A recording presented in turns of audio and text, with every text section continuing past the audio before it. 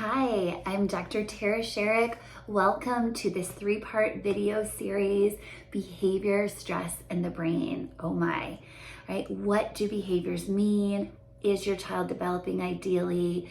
If not, what can you do? We're gonna dive into really understanding the why behind behaviors. So I'm excited that you're here. On this first part, we are going to dive into normal brain development and also how stress can impact that ideal development. The second video, we are going to dive deeper into different behaviors and what those mean and how they're really a window into your child's brain. And in the third part of this video series, we are going to dive into more of the practical pieces. What can you do with this information?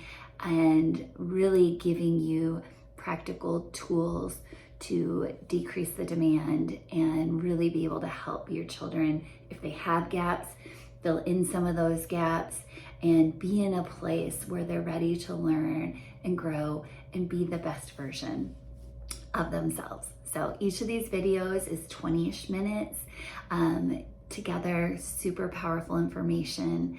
And I look forward to hearing your aha moments. Please reach out and let us know. And if you have other questions or want more tools or our help, let us know. So I believe one of the keys to having a connected family is curiosity. And the fact that you are listening to this first video means you're curious about something. Most likely some behaviors you're seeing at home with your little ones, or even your teenagers, or maybe even with yourself or grandkids. And you're curious to really dig in, find out more. The more curious we are, the more connected we can be to our family because we start to understand. And when we're understood, right, everything's better, right? When they feel understood and when we can understand and seek for that understanding. So I'm glad that you're here today. Now, how did this journey start for me? My youngest sister, Krista, she grew up, probably would have been diagnosed, well, definitely would have been diagnosed with ADHD. So she is a fireball. She's one of the most outgoing and connected people I know. She can be somewhere for like 20 minutes and know everybody in the room. That's just her personality and it serves her well. However, I realized as a young girl, when Krista started school, it did not serve her well. Not just that piece, but a lot of the other behaviors that I didn't understand at that time. But now I'm starting to uncover really more the reason behind why she spent most of her days, unfortunately, in the hallway. So you may know a kid like this. Super great kid, not a bad kid. However, some teachers or other parents may say that they're a bad kid because that's the perception, right? Struggling to sit still in school, struggling not to talk to other kids, touch other kids. And that was Krista's story. And so she struggled with school. She spent most of her time, like I said, in the hallway, hard to learn when you're not in class. And on top of that, she had a hard time focusing, right? There's so many other distractions, so much input, so much demand for her attention that she really struggled. But I want to encourage you, there is hope, right? Krista is thriving as a massage therapist now, but I'll probably talk about Krista's story in one of these videos as we dive into really understanding behavior. But that was kind of my first experience working or living with someone who had some neurodeflections is what the scientific name is called, but some behaviors that were maybe outside of the norm. To me though, it was just Krista. I didn't know anything different till friends started asking me, like, what's going on with your sister? You and your other sister are thriving and she's in the hallway. What's going on? I didn't know. But in college, I really dove into learning more about ADHD and trying to understand the psychology, not just how do we have her sit still, but understanding what is going on here. Because I had parents who they really wanted to know how could they set my sister up to win. They didn't want to use medication because they were afraid that would impact this awesome, vibrant personality of hers. And so instead they dove for natural ways and dug into natural ways to help support Krista, conversations to have with teachers. And looking back, now with the information I have, I realize what an incredible job my parents did giving her the tools. And the fact that you're watching this right now means you are one of those parents, like my parents, looking for answers, looking to understand. So let's go forward. Now, why is a chiropractor talking to you right now, right? Why, as a chiropractor, am I talking about brain development? Most people think, when you think chiropractic, what do you think? Hopefully brain development, but unfortunately I don't think as a society we're there yet. Most people hear the name chiropractor and they are thinking back pain or neck pain for an adult. So the fact that I'm here talking about kids and how chiropractic impacts them and their brains can kind of seem like a disconnect. So I just want to make sure that we slow down and connect on that a little bit first. So traditional chiropractic, it's about pain relief, right? It's about moving the bone. And there is a whole nother piece of chiropractic and a whole nother branch of chiropractic that is really focused on the neurology. And so as a neurologically based chiropractor, right? A neuro-based, a brain-based chiropractor, I use very gentle techniques. Dr. Melanie and I, who's in my practice with me, an incredible doctor, we use gentle tonal techniques. But our objective isn't just to get rid of pain, because we do help patients.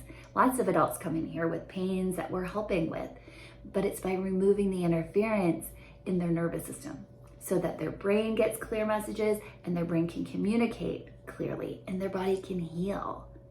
Now, that's important in adults, but it's critical with kids. The first year of life, the brain is doubling in size. So it's vital that the brain be fed all of that great information. So that is one piece that hopefully will make a little bit more sense as to why is a chiropractor here talking about the brain. Because I've learned over the years, right, that subluxations interfere mainly with the input to the brain. And now, as we learn more about brain development, we recognize it's critical what information the brain is fed so it can develop properly. And that's what we're going to go into, is that brain development. So why are you listening to this, right? Are you struggling right now? Do you have a child who's got some behavior, learning, or socialization challenges? If you do, hang on, you're going to get some hope here. I know you can feel like you are just treading water, maybe even drowning. It's hard. You feel like other parents are judging you, or teachers are judging you when your child's having a temper tantrum in public. And it's hard, and it can be stressful on a couple. I mean, it just comes with a lot of different challenges. And I want to encourage you, keep watching. You are going to find hope. Or you could be an educator and you have a classroom full of multiple kids who have some struggles. I'm glad you're here, right? You're gonna learn some tools. You're gonna learn a brain-based lens to watch and really wonder what is going on with each of these kids and why are they behaving this way? Because when we understand the why, we can dig deeper and figure out more solutions versus just frustration, which it's really hard when you have a lot of kids in your class, and it can be so frustrating from the teachers that I work with. So I'm glad you're here. I'm glad you're learning. Or you may have a little one, or you may be pregnant and you just really want all the tools you can to help this new baby develop optimally. Or you're a grandparent and you want your grandchildren right on this healthy, optimal trajectory. You're gonna get a lot out of this as well. So let's dive in a little more. Why am I here? Why do I do workshops monthly in our community about the brain? And that's because I really want to empower parents to really be curious about why their children are doing what they do. and to develop a brain-based lens, to really look at behavior as a window into their brain, as well as recognizing that there's other providers out there who may be able to help you, including chiropractors, which a lot of parents haven't even considered yet. So let's talk about the brain. The brain grows like a flower. We know flowers grow from the bottom up, from the inside to the outside. And again, this is more the brain, but flowers have to open up, right? But the brain also grows from the back to the front and the right to the left.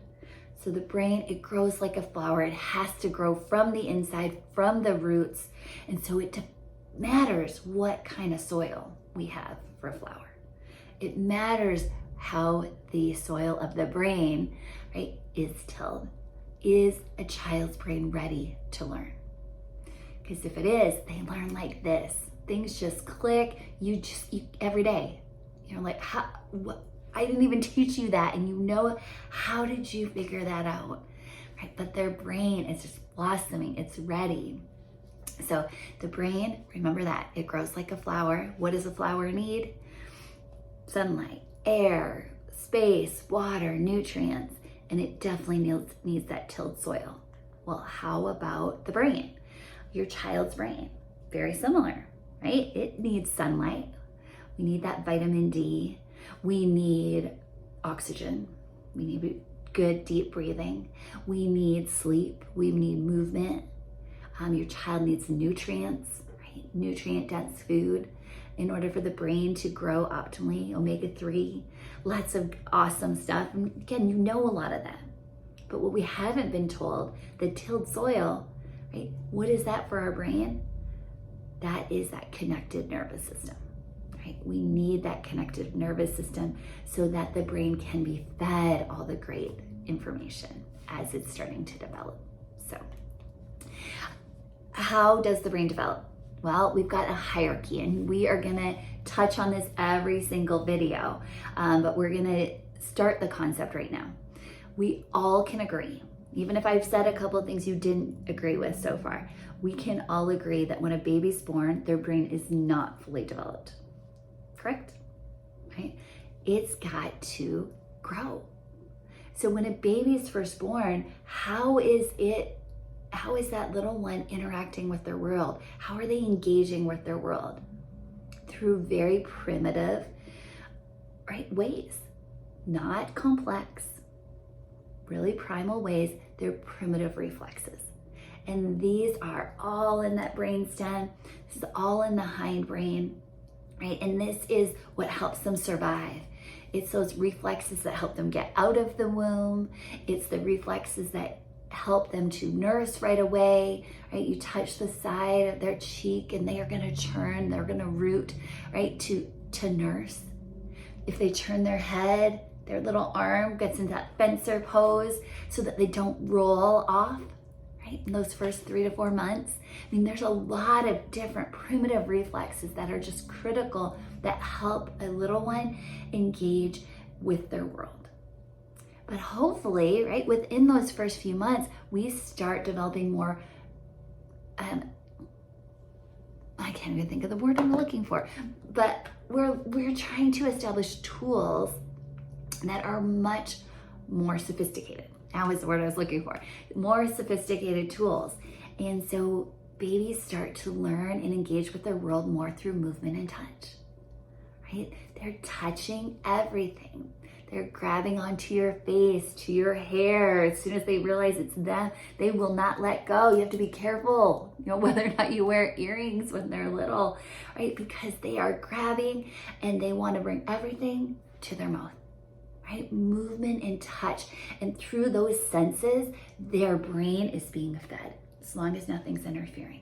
Their brain's being fed all this awesome information, and they're continuing to open up, right? The brain's opening up and developing more and more like a flower. And then in that second year of life, we start to develop more of the auditory and verbal skills, right? We start to be able to speak. We start to be able to make sounds and start to be able to understand, right? When others are talking to us and recognize, ooh, that's my name. That's what they mean when they say no. Like, we start to understand and be able to communicate through auditory and verbal tools. So bringing in another sense, right? And continuing to feed and help the brain develop. And then as we get more and more sophisticated, we start to develop our visual cognition. And again, all of these are happening simultaneously, but as far as like the main thing happening in these certain time frames, right? There's certain way that the brain is supposed to open up, just like a flower, right? There's certain things that are supposed to happen in a certain order. And that's the milestones. And they matter. And they're a window into, is our child's brain, is it developing ideally? And so the last is visual cognition. Now, this is not visual acuity. This is not having 20/20 vision. This is the mind's eye. This is developing this prefrontal cortex, right? Initially, it's all in the hindbrain, the brainstem. But now we want it, right, from the back to the front, we want the prefrontal cortex to start to develop. And that is where all of our reasoning and our planning and our prediction and our being able to control from top down impulses and so much strategy and learning happens in that prefrontal cortex. And so ideally, this is how we develop. And that is the goal. However, there can be different stressors. And we all know, right, that lots of kids are struggling with ADHD, autism, anxiety. 20% of children, these are pre-COVID stats, and 32% of teens struggling with anxiety. That's again, their nervous system, them dropping down into the brainstem, the more primitive, less sophisticated tools. Dyslexia, all sorts of learning disabilities, behavioral challenges, socialization challenges, all of these are so prevalent. And why? When our brain's supposed to develop a certain way. And it's because of stress. Now, what does stress feel like, right? What does stress look like? We can't see it, but we know it exists. Physical, chemical, and emotional stress. I teach that stress is like a rock in the backpack, right? We're born with this invisible backpack that we don't recognize is there, and every stress is like another rock in your backpack. Some of them little pebbles, others of them big rocks. And falls off bikes, birth trauma, right? Foods that we're eating, medications that we end up taking, all chemical stress, and then the emotional stress. And you can see little things making a kid just lose it because that small emotional stress to us, it can be interpreted in a huge, big way. And it can be another rock in their backpack. And by the time they get into school, now, whether it's preschool or elementary school, now they're wearing a backpack that's got kind of heavy. And going into school is like walking into a pool. Hopefully they're walking into the shallow end and they're somewhat ready and they're not going to get too deep. They're not going to get in over their head. But for a lot of kids, they don't always have the tools yet to handle the demand. And so they can feel like they are almost drowning, right? They can feel like they're just keeping their head above water. And when that happens, we start to see behaviors. We start to see what we call deflections. And that's because stress impacts our brain. Stress impacts our adaptability.